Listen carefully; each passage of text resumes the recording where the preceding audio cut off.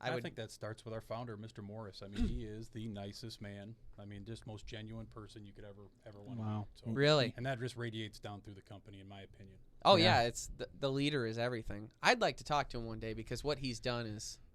I don't think there's been anybody else in our lifetimes that's contributed more to conservation and preserving what we love. Right. I mean, I don't think there's anybody that's done anything more. Yeah. And he doesn't get enough credit for that, in my opinion. Right. So yeah, it's absolutely. I think too, like once you become like a certain level of, because he's famous along with being successful. Very successful businessman. So it's like when you're that successful and that famous, it's like people put you in a category where it's almost like you're not a real person, you know, and you lose sight of like the traits that he has.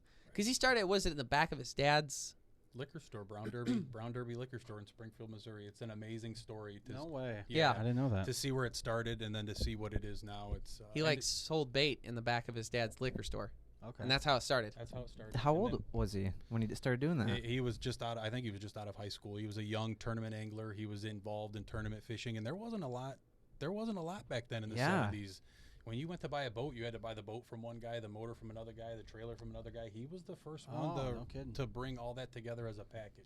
That's amazing because, like, the size of the Bass Pro company and everything it's engulfed is just amazing. He did that since high school. Like, I think it was just beyond high school. It was in his mid-20s type years. That's pretty amazing to get all that done in your lifetime. Our CFO, Gordon, he's an incredible guy. Super successful in the military and worked for nonprofits and just an incredible human being. He said that he was fishing one time. Him and his buddies were just on the dock getting ready to take off, and there was a big bass tournament going on one of the rivers that they were on. And his name's our guy's name's Gordon, and somehow it worked out where Johnny Morris was on the dock watching everything take off and start and everything. And he said, "Oh, you want to?" Gordon invited him to go fishing, and Johnny Morris got on the boat. They went out and went fishing, caught fish all day. Super nice guy. And then he said to Gordon at some point, he's like, "You don't know who I am, do you?" And Gordon didn't know. He's like a stupid kid, you know. So Gordon's like, "Oh my gosh," he was so almost embarrassed after. But they ended up becoming like buddies, and he was teasing Gordon because Gordon had like not good rods and reels, not a good boat and stuff. So he's like, "You got to get yourself this, you got to get yourself that," you know, like he's like, "I know this great place down the road." Moral of the story is though, name another owner of a company that would just get on a boat with somebody and make friends with them. Just be your friend. Spend the day with them. Yeah.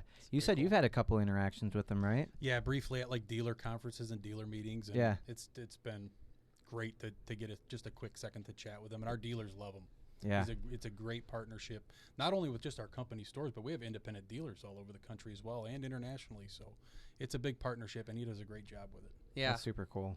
So you started as a cashier, worked your way up. Front-end associate. Yeah, I wasn't doing that too long, but then kind of went into a couple other areas. I got my first management role in shipping and receiving, so I learned that side of the operations of that side of the business, and then went into the fishing. I was the fishing and fly fishing manager, so it was like my all-time. Yeah. You know, it was a huge job for me. I loved it.